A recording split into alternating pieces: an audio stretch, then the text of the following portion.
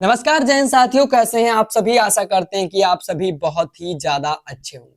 आपको हमारे स्क्रीन पर दिख रहा होगा कि आशा कार्यकर्ता रक्षाबंधन का तोहफा समझिए बम्पर बढ़ोतरी का जो आस रखी हुई है और आशा कल्याण हेतु लोकसभा में आवाज उठाई गई। आपके जानकारी के लिए बता दें, इस वक्त लोकसभा संसद काल में प्रश्नकाल है, मानसून माफ कीजिएगा मानसून सत्र का वक्त चल रहा है, जिसमें से आशा कार्यकर्ताओं को लेकर अनेक प्रश्न उठाए जा रहे हैं, जैसे मानदेय बढ़ोतरी, जैसे राशि में बढ़ोतरी और प्रोत्साहन राशि में बढ़ोतरी, जो कि 1500 रुपए प्रोत्साहन राशि की बढ़ोतरी की भी गई है कुछ दिन पहले ही। लेकिन इसलिए मैं लगा रहा हूं कि क्या इसके बाद जो इसको लागू करने की समय सीमा है, इसके बारे में क्या पूरी जानकारी दी गई है और उसके बाद क्या और अधिक मानदेय बढ़ोतरी की जा सकती है। तो जी हाँ, पूरी जानकारी आज मैं आपको यहाँ पर बताने वाला हूँ। पूरी यहाँ पर लोकसभा से मैंने ऑफिशियल साइट पर लगाया इस प्रश्न को, और यहाँ पर आप देख सकते हैं कि government of India, ministry of health and family welfare, department of health and family welfare.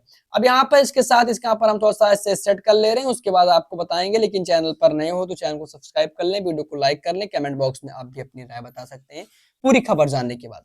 सबसे ऊपर आपको दिख रहा होगा लोकसभा, और इसके साथ मैं डायरेक्ट यहाँ पर जाऊंगा कि वेलफेयर ऑफ आशा वर्कर्स। यहाँ पर श्री दिनेश चंद्र यादव जी ने और श्री गिरधर यादव जी ने इसका पूछा गया। उन्होंने पूछा, will the ministry of health and family welfare the please state, क्या मतलब ये बताने की कृपा करेंगे। इसमें पूछा गया the name of program run by the government for welfare of Asha workers in the country in 2005 और whether the government purpose give the more incentive Asha workers the present in 100 details थे pop. अब इसके बारे में जो पूरी English की जानकारी दे रखी है, इसे मैंने ऑलरेडी हिंदी में भी कर लिया है, हिंदी में कर लिया, आप लोगों को समझ लिया। यहाँ पर आप देख सकते हैं, इसमें पूछा गया, क्या स्वास्थ्य एवं परिवार कल्याण मंत्री ये बताने की कृपा करेंगे कि वर्ष 2005 से देश में आशा कार्यकर्ताओं के कल्याण के लिए सरकार द्वारा चलाए जा रहे कार्यक्रम का नाम क्या है। यानी कि 2005 से सरकार द्वारा चलाए जा रहे कार्यक्रम का नाम बताइए, और क्या सरकार वर्तमान में आशा कार्यकर्ताओं को अधिक प्रोत्साहन राशि देने का विचार कर रही है, क्योंकि भी बीच में 1500 रुपए की बढ़ोतरी की गई, उसके बाद एक अलग से विचार की जा रही है कि अधिक प्रोत्साहन राशि दे। यदि हाँ तो तत्संबंधी ब्यौरा क्या है, यानी कि अगर अगर कर रही है तो मुझे बताइए कि आशा कार्यकर्ताओं को हम इसका डिटेल दे सके।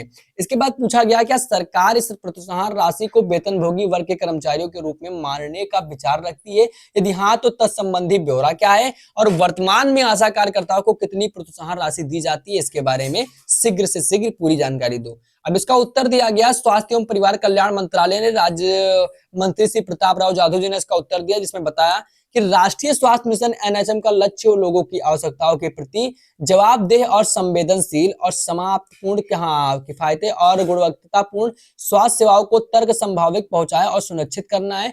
और इसके साथ साथ एनएचएम में इसके 2 उप मिशन शामिल है, इसके राष्ट्रीय ग्रामीण स्वास्थ्य मिशन यानी कि एनएचआरएमएच और राष्ट्रीय शहरी स्वास्थ्य मिशन यानी कि एनयूएएचएम के इसके मुख्य कार्यक्रम घटकों के ग्रामीण और शहरी क्षेत्रों में स्वास्थ्य प्रणाली को सुदृढ़ीकरण करना है। यानी कि जो शहरी क्षेत्र और ग्रामीण क्षेत्र है उसको मजबूत बनाना है, और प्रजनन मात्र नवजात शिशु एवं किशोर स्वास्थ्य यानी कि RMNCHA और संचारी एवं गैर संचारी रोग शामिल भी हैं। इसके साथ इसमें बताया गया कि आशा कार्यकर्ताओं के समर्थन सहित सार्वजनिक स्वास्थ्य सेवा प्रणाली को सुदृढ़ करने की प्राथमिकता जिम्मेदारी संबंधित राज्य केंद्र शासित प्रदेश सरकारों की भी है। कहने का मतलब है कि प्रत्येक राज्य की जिम्मेदारी है, प्रत्येक केंद्र की जिम्मेदारी है।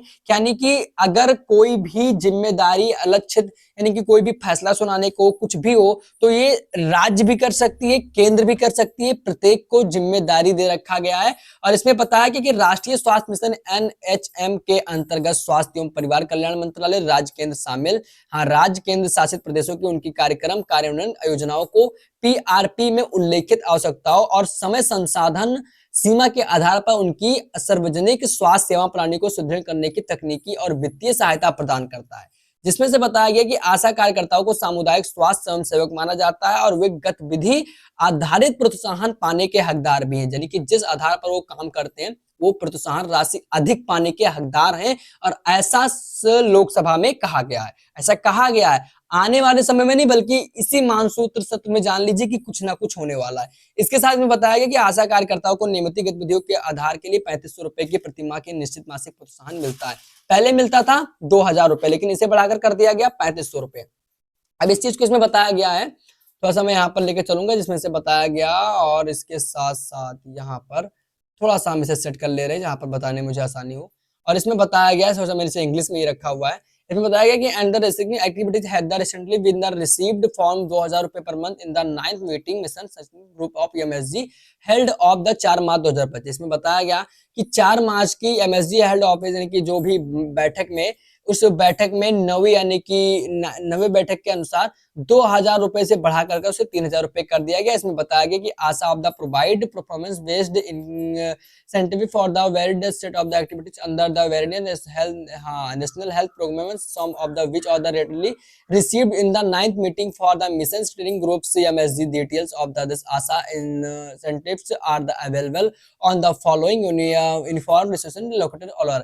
यानी कि कहा गया कि नवी बैठक के आधार पर जो मीटिंग के बारे में जो भी फैसला हुआ था उसकी पूरी जानकारी यहाँ पे जो यूनिफॉर्म रिसोर्स लोकेटर पर है, यहाँ पर आप जाकर इसे पूरा डाउनलोड कर सकते हैं। नवी बैठक में आप लोग के आप लोग के प्रोत्साहन राशि को बढ़ोतरी कर दी गई थी 4 मार्च 2025 को ही, लेकिन इसको लागू कौन कर रहा है?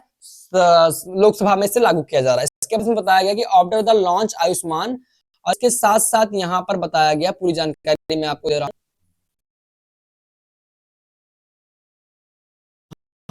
तो इस आधार पर आप लोग को मिलेंगे, यानी कि आशा कार्यकर्ताओं को कई सारी सुविधाएं मिलती हैं, जैसे कि government of the also amount of 50,000, 50,000 रुपए से 20,000 रुपए।